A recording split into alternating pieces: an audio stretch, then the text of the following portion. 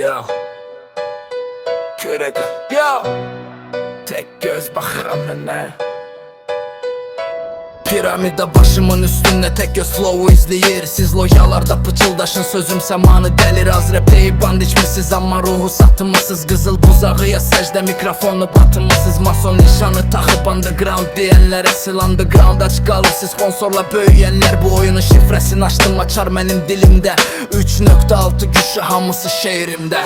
Tek göz baxır ama mən qorxmuram. Piramida qurmusuz bir misra ilə dağıdıram. Az repə dis bu aya kimi ağır. Saxta müqəddəsliyiniz bu bitdə batır. Tek göz baxır ama mən qorxmuram. Piramida qurmusuz bir misra ilə dağıdıram. Az repə dis bu aya kimi ağır. Saxta müqəddəsliyiniz bu bitdə batır. Mazrep adıyla bazar qiymət var dəyər yox. Herkes efsaneyim deyir ama izler bomboş. Birbirinizi takladınız gizli el sıkışmalar. Rap yok bu loyalara karyera planlaşmalar. Kim kimin kardeşidir, kim kimin arkasıdır. Mikrofon yok CV danışır səhne arkasıdır. Mən sistemden gelmedim sisteme geldim. Mən siz sistemin evladısız mən onun qəbrini qazanan mən.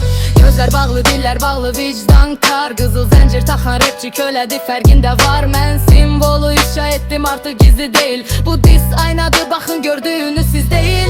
Tek göz bakır ama ben qorxmuram. Piramida qurmusuz bir misra ilə dağıdıram. Az repə dis bu aya kimi ağır. Saxta müqəddəsliyiniz bu bitdə batır. Tek göz bakır ama ben qorxmuram. Piramida qurmusuz bir misra ilə dağıdıram. Az repə dis bu aya kimi ağır. Saxta müqəddəsliyiniz bu bitdə batır.